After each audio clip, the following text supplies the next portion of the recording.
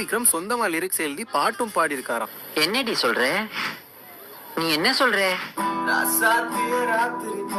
S, ஒரு பாட்டு இல்ல, 2 பாட்டு இல்ல, கிட்டத்தட்ட 8 பாட்டு அவர் பாடி இருக்காரு. சரி வாங்க என்னென்ன சாங்ஸ் அப்படின்றத பாப்போம். 2019 அவரோட ஃபர்ஸ்ட் படமான ஆதித்ய வர்மா படத்திலேயே எதற்கடி அப்படின்ற ஒரு சாங்கும்,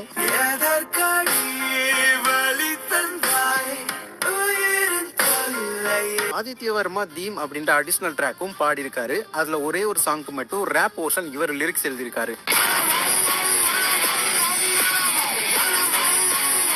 கண்ட்ரோல் பண்ண முடியாத மனுஷன். அதே மாதிரி அவரோட செகண்ட் ஃபில்மா 2022ல ரிலீஸ் ஆன மகான் படத்துல மிஸ்ஸிங் மீ அப்படின்ற ஒரு சாங் எழுதி அவரே பாடி இருக்காரு.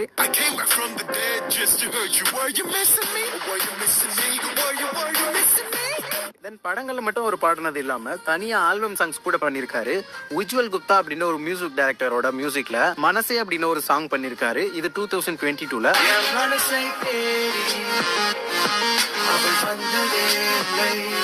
அடுத்து 2023ல ஒரு காயம் அப்படின்ற ஒரு சாங் பண்ணிருக்காரு.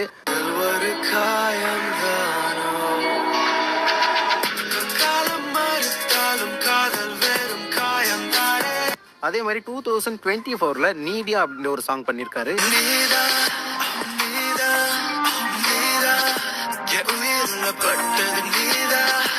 இந்த 3 சாங்க்குமே ஒரே மியூசிக் டைரக்டர் தான். அந்த 3 சாங்ஸுக்கும் லிரிக்ஸ் எழுதுனது த்ரூ விக்ரம் அவர்கள் தான். இது மட்டும் இல்லாம 2023ல சந்தோஷ் நாராயணன் அவங்களோட மியூசிக்ல பூமதி அப்படின்னு சொல்லிட்டு ஒரு ஆல்பம் சாங் பண்ணிருக்காரு. ஒத்த ரூமுக்குள்ள ஒட்டி வாழணும், ஒண்ணு இல்லாம நின்ன பாவம் போகணும், இது புரிஞ்சுக்க பூமதியே.